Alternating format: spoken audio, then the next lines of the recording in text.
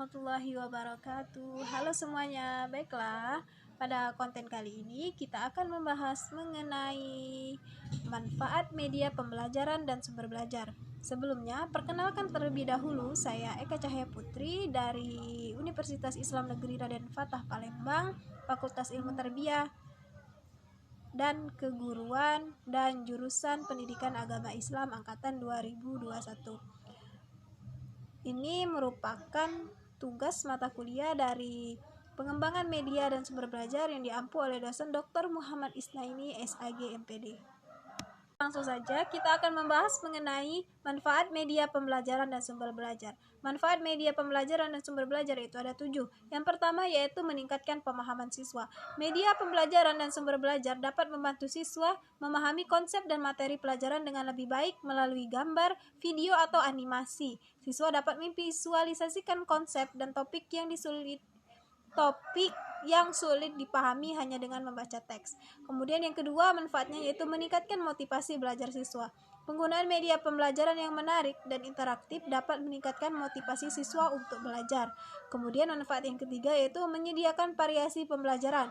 Guru dapat menggunakan buku, slide, presentasi, video, game, dan sumber belajar lainnya dengan mengajarkan konsep yang sama dengan cara yang berbeda-beda. Kemudian yaitu manfaat yang keempat. Manfaat yang keempat ini yaitu memperkaya pengalaman belajar. Misalnya, siswa dapat mengunjungi situs web atau museum online, membaca artikel di jurnal ilmiah, atau menonton film dokumenter untuk memperdalam pemahaman mereka tentang topik-topik tertentu. Kemudian manfaat yang kelima yaitu meningkatkan keterampilan teknologi. Penggunaan media pembelajaran dan sumber belajar yang memanfaatkan teknologi dapat membantu siswa meningkatkan keterampilan teknologi mereka.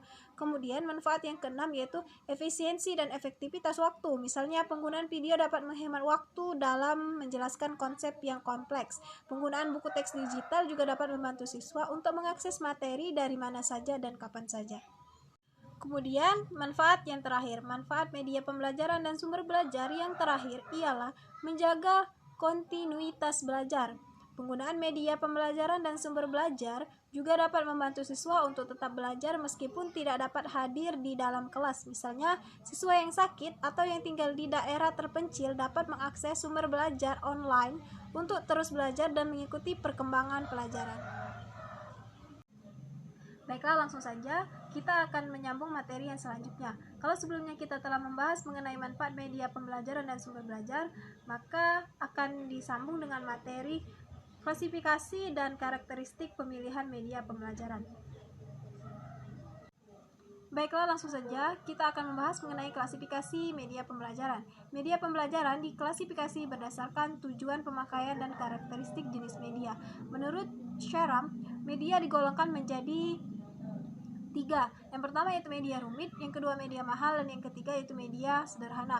Menurut Gagne, media diklasifikasi menjadi 7 kelompok, yaitu benda untuk didemonstrasikan, komunikasi lisan, media cetak, gambar diam, gambar bergerak, film bersuara, dan mesin belajar. Kemudian, ketujuh kelompok media pembelajaran ini dikaitkan dengan kemampuan memenuhi fungsi.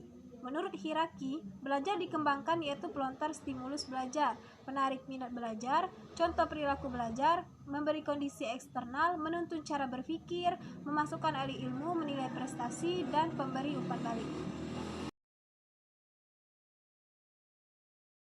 Materi selanjutnya yaitu pemilihan media pembelajaran. Ada beberapa hal yang perlu diperhatikan dalam memilih media pembelajaran, yaitu yang pertama, tujuan media. Yang dipilih hendaknya menunjang tujuan pembelajaran yang dirumuskan. Tujuan yang dirumuskan ini adalah kriteria yang paling cocok, sedangkan tujuan pembelajaran yang lain merupakan kelengkapan dari kriteria yang utama tadi. Kemudian pemilihan yang kedua yaitu ketepatgunaan. Jika materi yang akan dipelajari adalah bagian-bagian yang penting dari benda, maka gambar seperti bagian dan slide dapat digunakan. Apabila yang dipelajari adalah aspek-aspek yang menyangkut gerak, maka media film atau video akan lebih tepat. Baiklah, pemilihan media selanjutnya yaitu keadaan siswa. Media akan efektif digunakan apabila tidak bergantung diri pada beda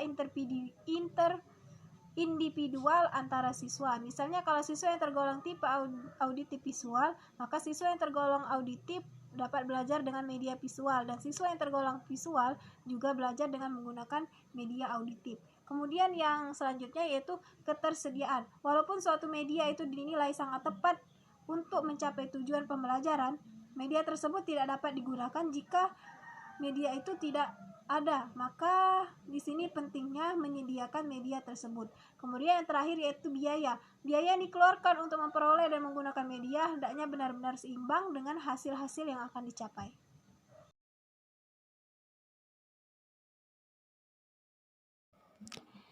Baiklah, sekian presentasi dari saya. Saya mengucapkan terima kasih.